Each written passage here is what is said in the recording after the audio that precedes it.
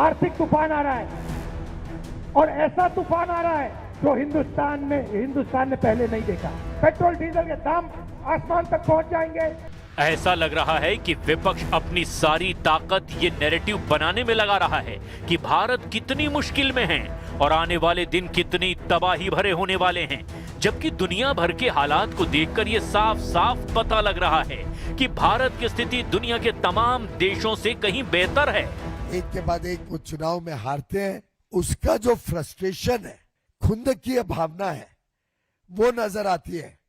जिस प्रकार से वो गाली गलौच पे उतर आए हैं, ये ईर्ष्या बड़ी दुर्भाग्यपूर्ण है। माननीय प्रधानमंत्री जी ने हर बार कहा है कि ये सम्मान देश के 140 करोड़ नागरिकों का सम्मान है।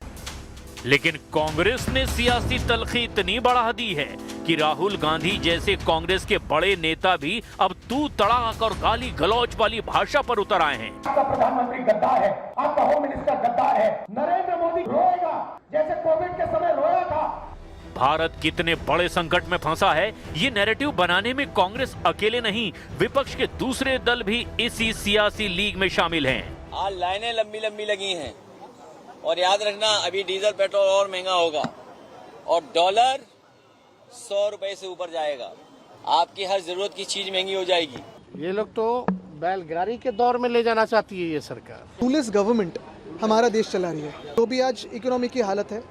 अब बीजेपी कह रही है कि विपक्ष ये चाहता है कि भारत मुश्किल में फंस जाए और विपक्ष इस बात से परेशान है कि मोदी सरकार सब कुछ बेहतर तरीके से कैसे मैनेज कर रही है। तो आज इन तमाम मुद्दों पर होगी देश की सबसे बड़ी बहस। मैं आपका परिचय करा देता हूं, मेरे साथ कौन कौन जुड़ रहा है। भारतीय जनता पार्टी की ओर से बीजेपी के प्रवक्ता नेता डॉक्टर अजय आलोक, स्वागत है आपका। कांग्रेस की ओर से कांग्रेस पार्टी के प्रवक्ता वरिष्ठ नेता अखिलेश प्रताप सिंह, जोरदार तालियों से अभिनंदन है। संजीव झा एमएलए आम आदमी पार्टी, जोरदार तालियों से अभिनंदन है। राजकुमार भाटी इस समय हेडलाइंस में है, प्रवक्ता समाजवादी पार्टी के हमारे स्टूडियोज में है, उनका स्वागत है। हमारे साथ जनता दल यूनाइटेड के वरिष्ठ नेता एनडीए के घटक दल सत्य प्रकाश मिश्रा साहब हैं, उनका स्वागत है। अनंत दुबे, खास तौर पर मुंबई से आया मेरा दोस्त शिवसेना उबाटक है, उनका भी स्वागत है। क्या आपको लगता है अलर्ट कॉल देने में देरी करी सरकार ने? 50 सेकेंड। देखिए, मोदी जी का नारा है सरकार हमारी समस्याएं तुम्हारी। वो और जितनी समस्याएं इस देश में आई हैं सब मोदी जी ने लाई हैं, सब, कोई भी ऐसी नहीं। ये भी समस्या आज की है, अगर हमारे कंप्रोमाइज्ड पीएम नहीं होते और ईरान और रूस से हमारे संबंध पे सरेंडर नहीं किए होते तो आज ये तेल क्राइसिस भारत को नहीं झेलना पड़ता। लेकिन वहाँ जो बैठा है, जो जिसके हाथ में रिमोट है हमारे देश के प्रधानमंत्री जी का, कंप्रोमाइज्ड प्रधानमंत्री जी का, वो जो कुछ कहता है उसके इशारे पे यहाँ पे निर्णय लिए जाते हैं। इसलिए आज देश में ये तेल संकट मोदी जी के कारण है। मोदी जी के कारण है। मैं रुक करता हूं अब राजकुमार भाटी जी का। राजकुमार भाटी जी, आपसे पूछता हूं कि आपको लगता है ये संकट की वजह नरेंद्र मोदी है या फिर ईरान और अमेरिका और इजराइल का युद्ध है? नहीं, युद्ध की वजह से संकट पैदा हुआ, लेकिन माननीय मोदी जी की वजह से वो आउट ऑफ कंट्रोल हुआ। आपने जो सवाल, बहुत महत्वपूर्ण बिंदु आपने उठाया, क्या अलर्ट कॉल देने में देरी की? 100% देरी की। हम आपके टीवी पर डिबेट कर रहे थे, आपके शो में भी आ रहे थे। 29 अप्रैल को पश्चिम बंगाल में मतदान था, 5 राज्यों में मतदान था। बीजेपी के प्रवक्ता चिल्ला चिल्ला के हमसे कहते थे पाकिस्तान में इतने रेट बढ़ गए, बांग्लादेश में इतने बढ़ गए, अमेरिका में इतने बढ़ गए, इंग्लैंड में इतने बढ़ गए, हमारे मोदी जी ने 1 रुपया भी नहीं बढ़ाया, हमारे मोदी जी नहीं बढ़ाएंगे पैसा, हमारे मोदी जी कंट्रोल कर लेंगे। और चुनाव खत्म होते ही मोदी जी ने गैस के दाम दुगने कर दिए, गैस के दाम, और पेट्रोल डीजल के दाम भी अब बढ़ रहे हैं। जी जी जी, ठीक है। दूसरी बात, जो सोने के बाद जो किया गया, मोदी जी कह रहे हैं सोना मत खरीदो। सोने में भी बहुत बड़ा खेल हुआ है। मैंने जिस दिन ये मोदी जी ने भाषण दिया था, मैंने इस पर रिसर्च की, मैं कई सोने चांदी की दुकानों पर गया, दुकानदारों से बात की, क्योंकि उन्हें नॉलेज होती है इस बारे में।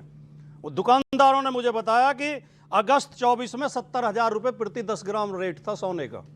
उसे सेबी ने बढ़ा के सुनियोजित तरीके से जनवरी 26 तक 2 लाख पे रेट पहुंच गए, 2 लाख, और अब फिर डाउन कर दिया, अब 160 पे है लगभग।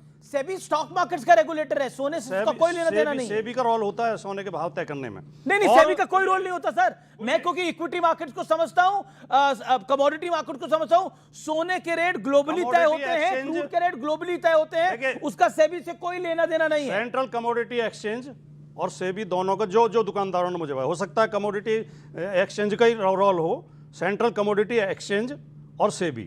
लेकिन वो कह रहे हैं, मैं नहीं कह रहा, वो कह रहे हैं इसमें जांच होनी चाहिए, इसकी कोई उच्च स्तरीय जांच होनी चाहिए। कह रहे हैं इसमें 466 लाख करोड़ का घोटाला है सोने के रेट अप डाउन करने में। अब आते हैं पेट्रोल डीजल पे। माननीय मोदी जी कह रहे हैं, मैं बस खत्म कर रहा हूं, माननीय मोदी जी कह रहे हैं पेट्रोल डीजल कम यूज करो, गाड़ी कार पूल करो, पब्लिक ट्रांसपोर्ट यूज करो। लेकिन क्या हमें पता है हमारे देश की एक कंपनी 40 देशों को तेल निर्यात कर रही है, पेट्रोल डीजल निर्यात कर रही है, क्रूड ऑयल, उस पर रोक क्यों नहीं लगा रहे? अपने पूंजीपति मित्रों को लाभ में कोई दिक्कत नहीं आने देंगे। आम आदमी सारे कष्ट उठाए, आम आदमी। और लेकिन पब्लिक ट्रांसपोर्ट हमारे पास है कहां? जी, लेकिन एक हार्ड फैक्ट है, जितने दुनिया में दाम बढ़े हैं उतने दाम भारत में नहीं बढ़े हैं, उसके 10% बढ़ेंगे, हमेशा बढ़ेंगे। अभी अब ये तो आप उम्मीद है कि 2 लाख और हो जाने दो, 2 लाख हम तो उम्मीद करते हैं कि बेहतर होगा, आप उम्मीद करते हैं खराब होगा। मेरे अब ये अपनी सोच में फर्क है भाई।